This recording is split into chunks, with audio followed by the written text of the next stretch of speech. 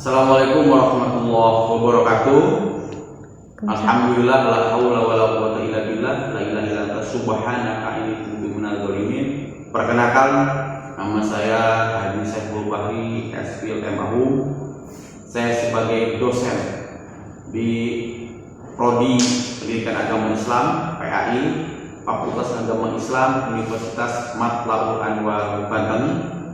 Pendidikan saya S1 di UIN Sunan Kalijaga Yogyakarta, lulus tahun 2004.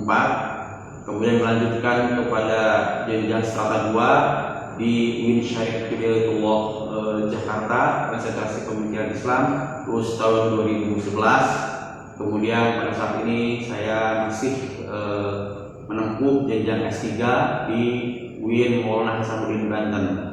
Sebagai seorang dosen, tentunya berkewajiban menempatkan tridharma perguruan tinggi di dalam kehidupan diri saya sendiri, terdiri dari pengajaran, penelitian, dan pengabdian kepada masyarakat. Dan pada hari ini saya mengajar mata kuliah filsafat umum pada semester 2. Adapun filsafat umum adalah merupakan mata kuliah pengantar atau dasar yang memperkenalkan mahasiswa pada dasar-dasar pemikiran atau penalaran filosofis dan permasalahan fundamental dalam kehidupan manusia itu sendiri. Mata kuliah ini mengkaji tentang pertanyaan-pertanyaan yang mendalam tentang keberadaan, tentang pengetahuan, nilai-nilai tentang makna hidup secara dengan menggunakan pendekatan filosofis dan juga kritis. Adapun tujuan mata kuliah ini adalah mengembangkan mahasiswa berpikir kritis, analitis, dan juga reflektif. Kemudian capaian pembelajaran mata kuliah yang pertama adalah bahwa mahasiswa mampu menguasai konsep dasar pada filsafat ilmu itu sendiri. Kemudian juga yang kedua, mahasiswa mampu memahami sejarah dan tokoh-tokoh filsafat. Kemudian juga mahasiswa mampu menguasai cabang-cabang filsafat. Kemudian juga mahasiswa mampu berpikir kritis dan juga analitis, serta tentunya mahasiswa mampu berargumentasi dengan baik dan benar. Adapun penilaian pada mata kuliah kali ini adalah yang pertama absensi 30%, kemudian UAS 30%, UTS 20%, dan juga tugas 20%. Oleh karena itu, marilah kita bersama-sama kita saksikan video pembelajaran pada kesempatan kali ini. Warahmatullahi wabarakatuh. Waalaikumsalam warahmatullahi wabarakatuh. Bagaimana kabarnya mahasiswa pada pagi hari ini? Sehat semua? Alhamdulillah. Alhamdulillah ya. Kita ketemu lagi dengan mata kuliah filsafat umum. Oke, mudah-mudahan teman semua sehat selalu, diberkahi Allah Subhanahu wa taala, dan happy ending ya, bahagia selalu di dalam kehidupannya. Amin ya Allah ya Rabbal alamin. Pada pertemuan yang kemarin itu kita telah membahas tentang filsafat abad ke-17, yang mana filsafat abad ke-17 gerbong utama pemikirannya adalah about rationalism, ya, tentang rasionalisme, ya. Tapi sebelum kita ke pertemuan hari ini, saya ingin bisa menjelaskan dulu pertemuan kita kemarin apa itu yang disebut dengan rasionalisme. Ada yang mau menjawab?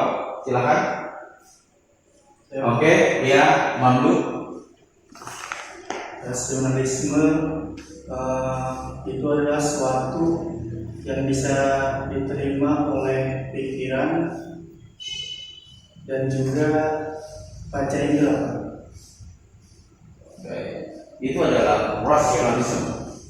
Jadi rasionalisme itu adalah mengutamakan panca indera dan juga akal di dalam bersikap ataupun bertindak. Itu adalah ciri dari filsafat abad ke-17.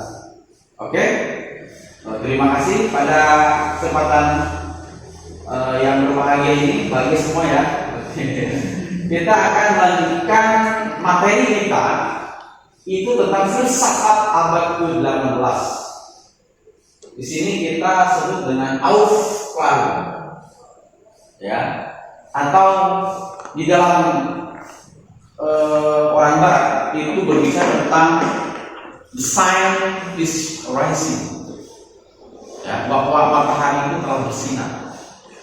Ya, maksudnya apa? Aufklärung itu adalah tentang bagaimana orang-orang Barat itu adalah yang bangkit daripada keterpurukan, bangkit daripada penindasan menjadi masyarakat industri dan juga masyarakat modern di dalam pemikirannya.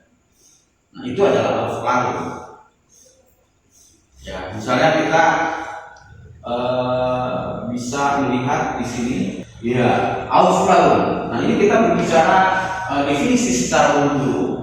Aufklärung itu adalah zaman, suatu zaman yang keluar daripada kesalahan, berani berpikir. Nah, ini adalah definisi Aufklärung dalam pandangan Immanuel Kant. Jadi orang Aufklärung, orang Barat itu mampu berdiri di atas kaki sendiri, ya, tidak tergopoh-gopoh mencari pengaruh, ya, tidak tergopoh-gopoh, itu membuat dirinya itu kuat dengan menopang orang-orang lain, ya. Jadi secara diri sendiri itu sudah mandiri, ya. Orang lain itu adalah merupakan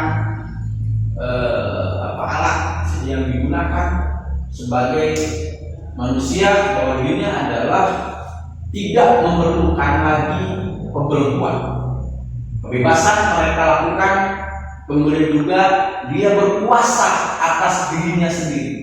Nah, itu adalah inti dari Aufklärung di Barat, ya.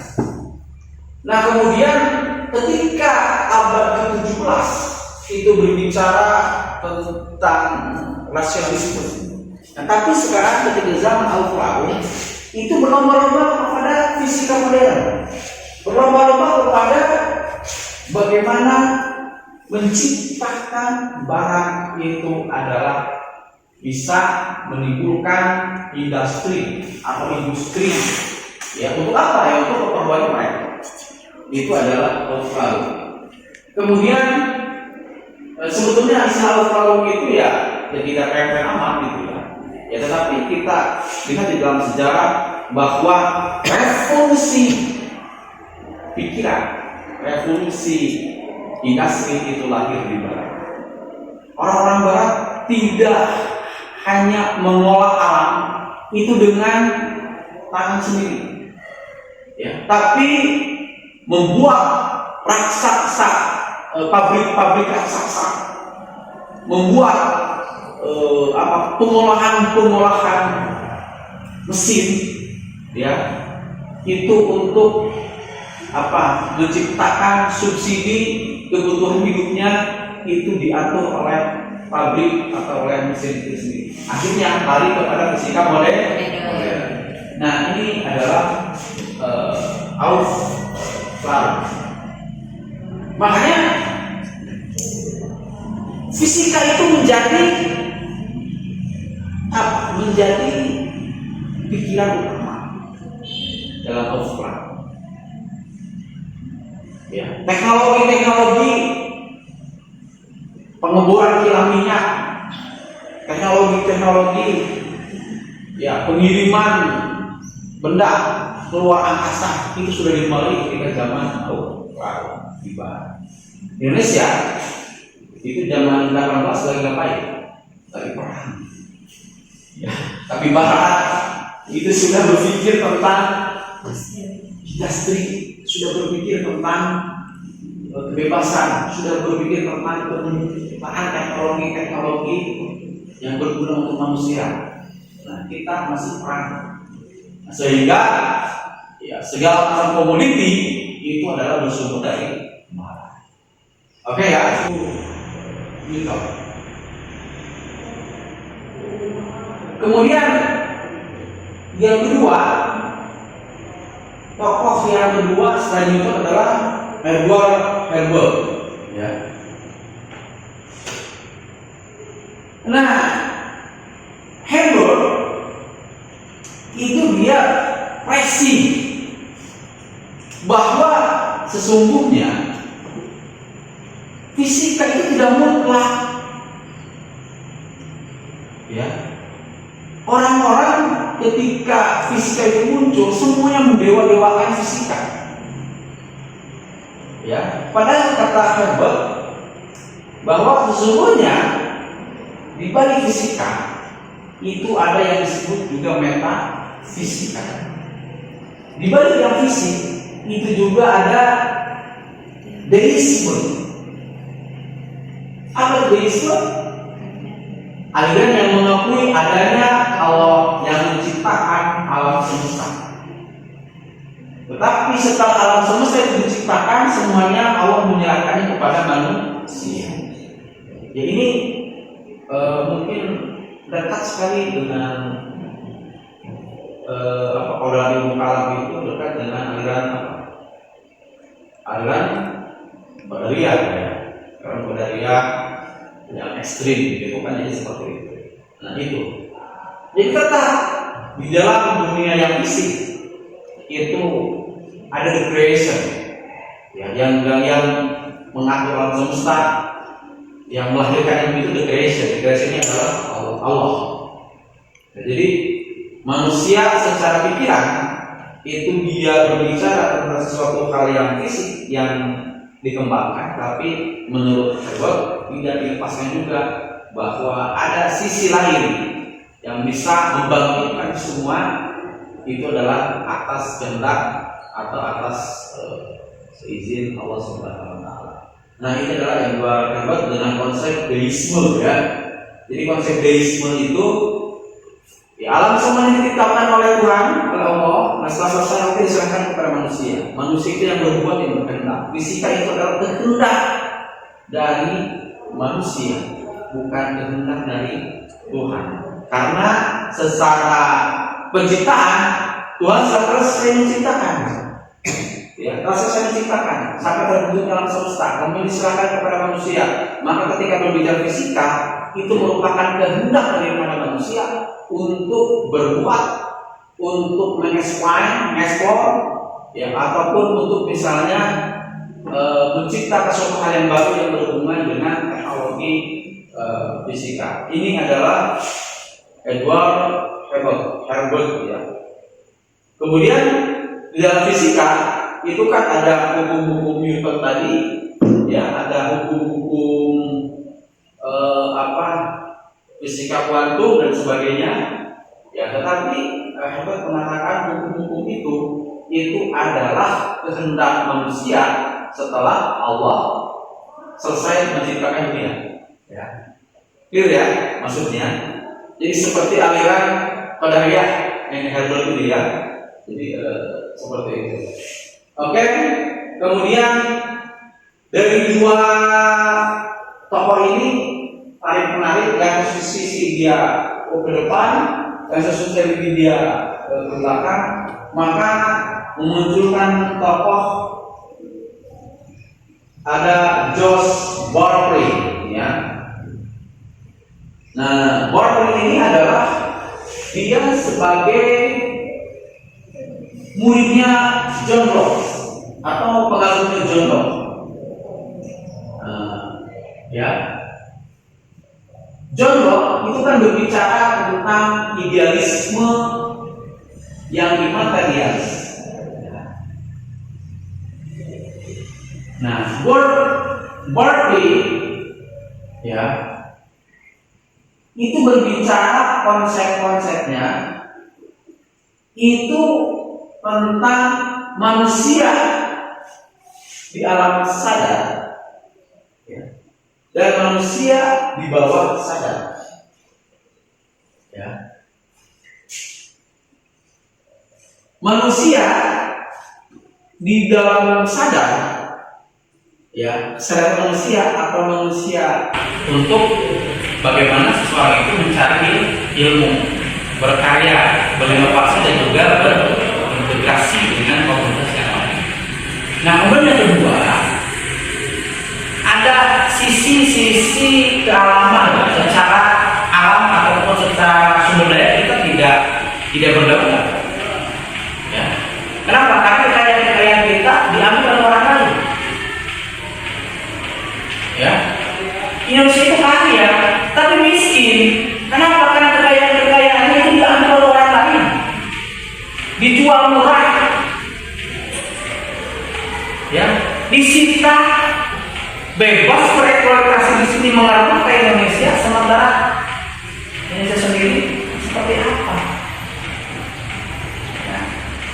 Kita lihat kasus Freeport itu merupakan bukti bahwa bangsa Indonesia tidak berdaulat terhadap dirinya sendiri, terhadap sumber daya alamnya. Ya, tidak berdaulat. Kenapa dijual murah? Ya, kepada orang lain. Nah, sementara kita mengambil dari negara lain itu yang sudah diolah dan itu dijual kita dengan mahal. Bagaimana kita bisa menjadi negara berlanjut kayak botol sebenarnya ekonomi kita banyak dirampas oleh orang lain, iya kan? Itu kita jadi miskin di negeri sendiri. Singapura aja negara yang kecil dia hebat, kita negara yang besar yang sumber daya alam tapi masih begitu saja. Apa itu? Berarti ada yang salah ya dengan kedaulatan sumber daya alam kita. Nah makanya ya dengan semangat overall itu tadi itu semangat anti kolonialisme jangan sampai kita dipermainkan oleh bangsa lain. Itu dengan dalih apapun kita dipermainkan, jangan sampai ya ujung-ujungnya kekayaan kita diambil, kita ingin jatuh. Nah itu makanya prinsip misalnya sumber daya alam ya dalam undang-undang itu menjelaskan bumi, air dan kekayaan di dalamnya dikuasai oleh negara dan dipergunakan untuk kemakmuran rakyatnya sendiri. Kita makmur nggak? Apakah kita di sini? Apakah kita masih semuanya serba mahal? Berarti kita perlu berdaulat dengan ekonomi. Iya, kita termasuk negara yang bernama negara miskin. Buat apa kita itu? Makanya penting berdaulat ekonomi. Ya.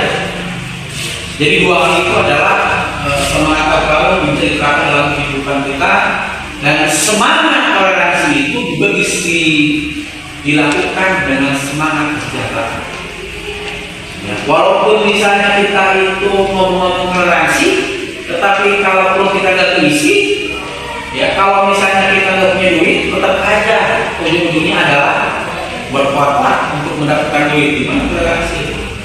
Jadi konsep welfare negara sejahtera itu diawali dengan bagaimana kedaulatan sendiri dan kedaulatan sumber daya alam itu adalah berada di Indonesia.